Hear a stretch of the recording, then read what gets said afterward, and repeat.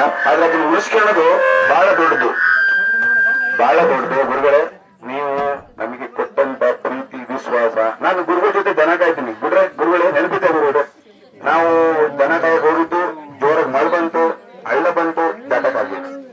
ನೀವೊಂದು ಗೆಡ್ಡೆ ಬಹುದು ತಿಂದಿದ್ದು ನೆನಪಿದೆ, ಗೆಡ್ಡೆ ಅಂತ.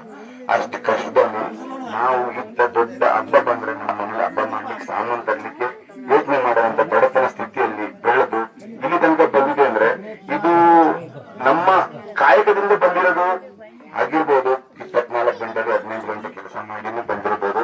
ಆದ್ರೆ ಎಲ್ಲದರಲ್ಲೂ ನಮ್ಮ ನಡೆ ನುಡಿ, ನಮ್ಮ ಗುರುಗಳ ಆಶೀರ್ವಾದ, ಆಮೇಲೆ ನಮ್ಮ ತಂದೆ ತಾಯಿಯವರ ಶ್ರಮ ಎಲ್ಲಕ್ಕಿಂತ ಹೆಚ್ಚಾಗಿ ಎಲ್ಲಿ ನಾವು ಏನ್ ತಪ್ಪು ಮಾಡಿದ್ರೆ ಮರ್ಯಾದೆ ಕಳ್ಕೊಂತೀವಿ.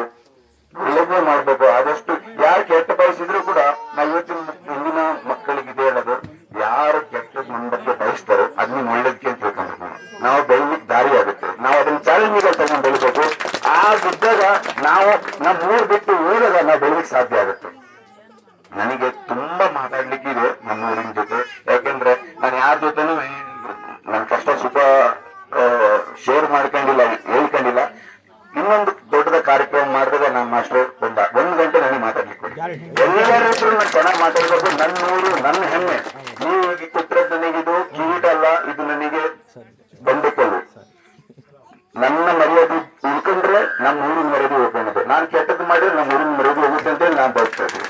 ನನ್ನ ಮನೆತನ ಬೆಳಿಲಿಕ್ಕಿದ್ರೆ ನಾವು ಹೆಂಗೋ ಬರೀ ಮನೆತನ ಎಲ್ಲೇ ಉಳಿಸ್ಕೊಂಡು ಹೆಸರು ಬದುಕಬೋದಿತ್ತು.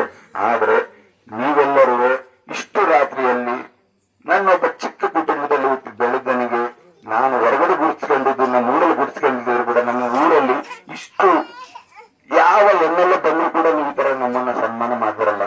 ನನ್ನನ್ನ ಒಂದು ಇಷ್ಟು ಯಂತ್ರಕ್ಕೆ ನನ್ನನ್ನ ಮಾನ ಸನ್ಮಾನ ಮಾಡಿ ಇಟ್ಕೊಂಡಿದ್ರ ನನ್ನ ಕುಟುಂಬದ, ನನ್ನನ್ನ ಒಬ್ಬದ್ದು ಅಲ್ಲ, ಇದರಲ್ಲಿ ನನ್ನ ತಮ್ಮನದು ಶ್ರೇಯಸ್ಸಿದೆ, ನನ್ನ ತಂದೆ ತಾಯಿಗೂ ಶ್ರೇಯಸ್ಸಿದೆ, ನನ್ನ ಚಿಕ್ಕಪ್ಪ ಚಿಕ್ಕಮ್ಮನದು ಶ್ರೇಯಸ್ಸಿದೆ, ನಮ್ಮ ಮನೆ ಕುಟುಂಬದವ್ರದ್ದು ಶ್ರೇಯಸ್ಸಿದೆ. ನಾವು ಬೆಳಿಲಿಕ್ಕೆ